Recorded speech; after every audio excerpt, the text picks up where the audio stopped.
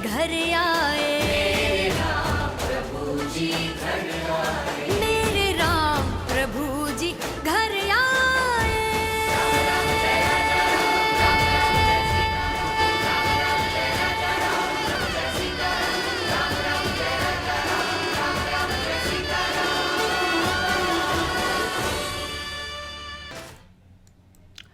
नमस्कार, अनादि टीवी के इस स्पेशल प्रोग्राम में आप सभी का स्वागत है। मैं हूं आपके साथ अस्मिता। भले ही अयोध्या लोगों को अपनी तरफ आकर्षित कर रही है, लेकिन इस भव्य अयोध्या ने बदलाव के ना जाने कितने बसंत देखे हैं, कितनी बर्बरता देखी है, रक्त रंजित सड़कें देखी है। राम मंदिर को लेकर ना जाने कितने ही संघर्ष हुए, कितने लोगों ने अपनी जान गंवाई है, कितने लोग बेघर हुए हैं और ना जाने कितने अपनों से बिछड़ गए हैं।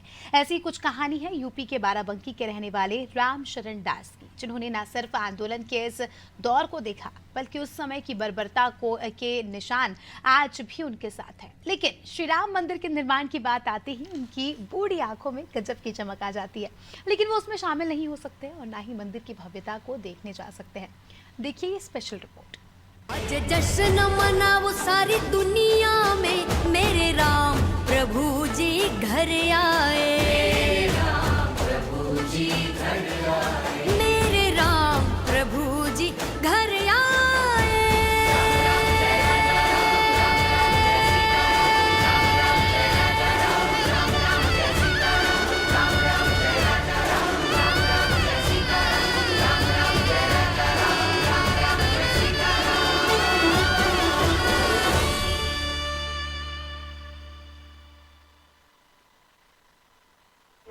बाराबंकी के बंकी के एक आश्रम में अपना जीवन व्यतीत कर रहे राम शरण दास एक समय के बड़े व्यापारियों में शुमार फला फूला परिवार रहा।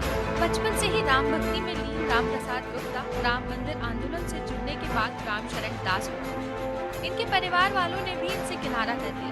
संपत्ति और घर बार छोड़कर उन्होंने गुरु शिक्षा ली और संत हो गए। जहाँ आज अयोध्या में रामलला की प्रतिष्ठा को कुछ समय ही अवशेष है, जहाँ लोगों में उल्लास है, लेकिन इस उल्लास के पीछे एक आज भी तमाम ऐसे लोगों का संघर्ष है जो अब कहीं ना कहीं सामने आ रहा है, चाहे वह प्रिंट मीडिया के माध्यम से हो, चाहे इलेक्ट्रॉनिक मीडिया के माध्यम से हो। ऐसे ही कुछ शख्स हैं जो इस संघर्ष में अपने जीवन को बलिदान भी कर दिए हैं, लेकिन कुछ ऐसे लोग हैं जो उस समय के दंश को अभी तक भी झेल रहे हैं। ऐसे ही एक शख्सियत वर्तमान समय में बाराबंकी में है, उम्रदराज हैं। इन्होंने जो समय, जो दुख और जो भी वो तमाम समस्याएं देखी हैं, वो हर किसी ने नहीं देखी होगी। उन्हीं की जुबानी सुनेंगे पूरी कहानी। आलम ये है कि आप बैठ भी नहीं सकते हैं, सिर्फ खड़े रहते हैं, क्योंकि इन्होंने इतने जुल्म सहे हैं, इनके ऊपर इतने जुल्म किए गए हैं। इनके ऊपर ये जुल्म किसने किए, किस प्रकार से किए, किस समय हुए, किसके लिए हुए, पूरी जानकारी इन्हीं की जुबानी सुनते हैं। बाबूजी, क्या शुभ नाम लिखते हैं आप अपना? वर्तमान में मेरा नाम रामशरण दास है। पहले क्या नाम? और मेरे गुरु जी का नाम है स्वामी राम ज्ञान दास जी महाराज। मैं श्री राम कुटीर आश्रम हड़ियाकोट का शिष्य हूँ। तो पूर्व नाम मेरा राम प्रसाद गुप्ता था और मैं इसी शहर का मैं रहा हूँ, कारोबार किया है, सब कुछ किया है। चाहे का कारोबार क्या करते थे? मैं रुई का कारोबार, चप्पल जूते का कारोबार, कपड़ा और सराफे का कारोबार, ये सब किया करते थे। सन 75 से लेकर के हमने दुकान अपनी छोड़ दी।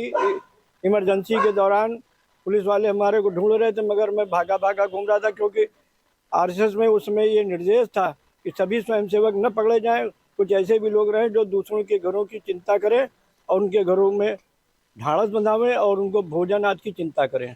तो इसलिए हम पुलिस हमारे पीछे पड़ी रही, मगर मैं चिपता बस्ता पूरे टाइम को काट दिया इमरजेंसी का। भगवान राम में ऐसी क्या भक्ति रही कि आपने परिवार को अपने परिवार का साथ छोड़ दिया? परिवार का साथ तो भैया एक दिन से सबको छोड़ना है, तो हमने समय रहते छोड़ दिया। हमको हमारे इष्ट हनुमान जी हैं, हनुमान जी और राम जी, बस। अभी आप यहाँ पर हैं, आपने बताया कि आपका परिवार भी आपके साथ अलग हो गया था जी। राम भक्ति में कितना लीन हो गए थे, क्या था वो समय, क्या था उस समय का दृश्य, क्या था, क्या कुछ कार्य आप लोग कर रहे थे, किसको लेकर पुलिस आपके पीछे पड़ी थी, ये सब पूरा बताएं। हाँ, ऐसा है कि सन 83 में पहली जो यात्रा निकली, उसमें हम सफदरगंज से लेकर के यात्रा को मल्हौर तक पहुंचाए। पैदल। और दायित्व ये था कि भोजन के पैकेट भी जो है बांटना था। उस समय हमारे माननीय गोपाल सिंह सेवक जी जिंदा थे, समझे। उन सब की हमारी एक टीम थी। उसके बाद में फिर धर्म संसदें हुई, अयोध्या हुआ, प्रयागराज हुआ, दिल्ली हुई और भी कई जगह हुआ। उन संसदों को हमने जो है वो उसमें उपस्थित रहे और जो अनेक प्रकार के साधु संत थे उनकी बात सुनी और उससे मन को धीरे धीरे मन उसी तरह मुड़ता चला गया। श्री राम मंदिर आंदोलन के दौरान 27 दिन तक जेल में रहने वाले रामचरण दास उर्फ राम प्रसाद गुप्ता 22 जनवरी को प्राण प्रतिष्ठा की तारीख निश्चित होने के बाद काफी प्रसन्न हुए। श्री राम के प्रति इनकी भक्ति ही रही कि राम मंदिर आंदोलन के दौरान पुलिस की लाठियां खाने और जेल काटने के बाद इनका मन इस तरह राम नाम में रम गया कि संत हो। आंदोलन के संघर्ष के दौरान पुलिसिया बर्बरता के निशान आज भी सजीव, जिसका दर्द अभी तक। दास के दोनों पांव व हाथ लाठियों की मार से टूट गए। जेल में लाए गए, यहाँ सीधे हमको कोतवाली नहीं लाया गया, सीधे जेल पहुंचाया गया। जेल में भी खाने को लेकर के कच्चा चावल और कच्चा दाल थी, उसको लेकर के भी जय श्री राम के जब नारे लगने लगे तो वहाँ भी उन्होंने बड़ा बुरा बर्ताव किया। कहने ये कोई जो है रिश्तेदारी में नहीं आए हो, ये जेल आए हो। तमाम संस्मरण को याद करते हुए रामशरण बताते हैं कि आंदोलनकारियों को चोट लगती रही, लेकिन उसके बावजूद भी अस्पताल ले जाने के बजाय जिला कारागार भेजा गया। कारागार में नारेबाजी और बाहर भीड़ बढ़ती देखकर सभी को सुल्तानपुर जिला कारागार भेज दिया गया। वहाँ पहले से ही कार सेवक बंद थे, वह भी जय श्री राम के नारे लगे तो पुलिस और जेल कर्मियों ने मिलकर जमकर लाठियां भांजी। बिना इलाज के हम लोगों ने राम नाम जप कर दर्द बांटा और 27 दिन बाद जेल से छोड़े गए। खैर उन्होंने किसी प्रकार से पूड़ी सूड़ी सूखी साखी खिलाई, एक एक दो पूड़ी और साग। और उसके बाद हमको लोगों को जो है 12 बजे उन्होंने ट्रक में लादा और सुल्तानपुर भेज दिया। सुल्तानपुर में हम लोग 28 दिन तक जो है बंद रहे। 27/28 की रात में जो है हम लोगों को जो है बसों में लादा गया और बस में लाद करके मनकापुर होते हुए गोंडा होते इधर अयोध्या के दर्शन ला के सीधा उधर होते हुए और जाने कहाँ से होते हुए इधर लाए और छाया टारगेट में हम लोगों को उतार दिया। रामशरण दास बात करते करते कहीं खो जाते हैं, बीच बीच में अखबार की कटिंग भी दिखाने लगते हैं। बताते हैं कि उनके साथ में जेल जाने वालों में योगेश और कैलाश नाथ भी शामिल थे। सुल्तानपुर जेल में रुदौली के विधायक रहे आचार्य रामदेव भी सैकड़ों लोगों के साथ जेल में बंद कर दिए गए थे।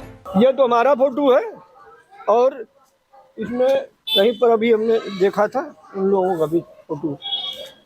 ये हमारे साथ के जेल के सहयात्री हैं सब, योगेश चंद्र शर्मा, कैलाश नाथ शर्मा और ये राजेश शर्मा, ये सब जेल के सहयोगी हैं। ये तो बाद में गए थे राम प्रकाश श्रीवास्तव, बाकी ये तीनों हमारे साथ जेल में थे सुल्तानपुर में और 28 दिन तक ये बंद रहे। रामप्रसाद से रामशरण दास बनने के पीछे श्री राम की भक्ति और शक्ति ही रही। साल 1990 में श्री राम मंदिर निर्माण के लिए कार सेवा चल रही थी।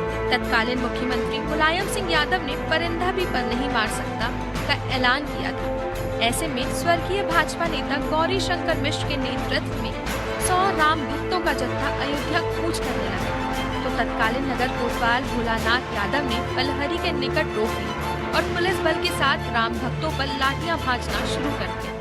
फिर मुलायम 90 की कार सेवा के लिए जब आह्वान हुआ और ये अडवाणी जी गिरफ्तार हुए तो जब बात आई तो मुलायम सिंह ने कहा परिंदा पर नहीं मार सकता है, तो हम लोगों ने यहाँ से चलने का विचार किया। हम बचते बचाते सफदरगंज तक पहुँच गए थे। हमारे साथ हरियाणा के, राजस्थान के और कुछ बाराबंकी के भी स्वयंसेवक थे, परंतु वहाँ पर पलरी में जाकर चारों तरफ से घेर के हम लोगों पर जो है लाठीचार्ज हुआ। लाठीचार्ज के बाद फिर उठा के हम लोगों को बंद कर दिया गया। वहाँ पर गोविंद दास को उतारा, उसको फिर जो है वो तब तक यहाँ के लोगों को खबर मिल गई थी तो यहाँ के कुछ परिवार के लोग जिनमें ओम प्रकाश निगम वगैरह भी हैं जो यहाँ के उस समय दायित्व था उनका, और ईश्वर दीन के जो वर्मा थे डॉक्टर साहब, उनके लड़के, सबको वहीं उतार दिया। फिर यहाँ से लोग गए हैं तो उनको हॉस्पिटल एडमिट करवाया है। फिर हम लोग उनकी सेवा करते रहे मगर अपनी चोट की तरफ ध्यान नहीं दिया क्योंकि युवा शरीर था। हमने सोचा ठीक हो जाएगा, 2-4 दिन दर्द हुआ तो गोली वोली ले ली, मगर अब वो दर्द अब हमको जो है परेशान कर रही। मेरा शरीर ऐंठता जा रहा है। एक आध डॉक्टरों से बात की तो उन्होंने कहते हैं कि वो आपकी खून की नली का दौरान जो है वो दाब रही है। रामचरण दास का कहना है कि अब मंदिर बन गया है। 22 जनवरी के बाद वह अयोध्या जाना चाहते हैं, लेकिन उनके शरीर की ऐसी दुर्दशा हो चुकी है कि उनके सभी अस्थि पंजर टूट चुके हैं। वो कभी बैठ भी नहीं सकते। भोजन से लेकर शौच भी खड़े होकर ही करते हैं, लेकिन फर्राटेदार अंग्रेजी में बात करते हैं। उस समय तो जो तांडव हुआ है कि शायद किसने किया तांडव? जेल और जेल के कर्मचारियों ने, पुलिस के लोगों ने। सत्ता किसकी रही? सत्ता उस समय मुलायम सिंह की थी और ऊपर कांग्रेस की थी। क्या कुछ आपने देखा? आपके साथ क्या बीता, वो पूरा कैमरे के माध्यम से बताइए। हमारे सामने हरियाणा के 2 लोगों को खींच के ले जा रहे थे उनको गोली मारने के लिए, तो उनको किसी प्रकार से हम और गौरी शंकर मिश्रा ने खींच करके अपनी बैरक में लाए, उनको तोप दिया, तोप करके किसी वजह उनकी जान बचाई, वरना वो मार दिए जाते, उनकी लाश भी नहीं पता चलती। इस प्रकार के वहां पर हुए कृत्य, तभी तो हमको लाठियां पड़ी हैं। जलते हुए चेले, चूल्हे में जो चेले जल रहे थे वो मारे गए। शायद पीठ पर भी एक दाग पड़ा होगा कहीं जले हुए चेले का। तो अभी पैरों में समस्या है, खड़े ही रहते हैं, सारा कार्य खड़े होकर ही करते हैं। पूजा पाठ, हगना मूतना सब खड़े ही खड़े हैं। यहाँ तक कि हम ये तिपैया रिक्शा पर नहीं बैठ पाते हैं। अब तो ये आपका जो बैटरी रिक्शा, इस पर भी चढ़ने में बड़ी दिक्कत होती है। मैं ऊपर नहीं चढ़ सकता, इसीलिए मैं भोजन, आपने आमंत्रित किया, मैं भोजन करने नहीं जा पाया। मंदिर बन रहा है बाबूजी, मंदिर में प्राण प्रतिष्ठा होने जा रही। मंदिर का भव्य स्वरूप तो आपने देखा ही होगा। अब क्या अनुभूति आ रही देखकर? अब अनुभूति ये आ रही कि हमने तो भगवान को और हनुमान जी को धन्यवाद अदा किया कि कम से कम वो हमारे जीवन काल में हमको दर्शन देने की स्थिति बन रही है। नहीं, निश्चित है, आप जब इतने संघर्षों को झेले हैं तो आप वो क्षण भी देखेंगे जिस क्षण का आपने इंतजार किया। ईश्वर से हमारी यही कामना। आप बताएं, आप हनुमान जी के भक्त हैं। मोदी योगी सरकार के ऊपर लगातार आलोचनाएं चल रही, तमाम बातें चल रही, मंदिर निर्माण को लेकर तमाम कांग्रेसी कह रहे हैं फिजूल खर्ची है। आप क्या कहेंगे? फिजूल खर्ची, उनसे ये पूछो वो अपने घर के बंगले को क्यों बनाते हैं, क्यों लग्जरियस बनाते हैं?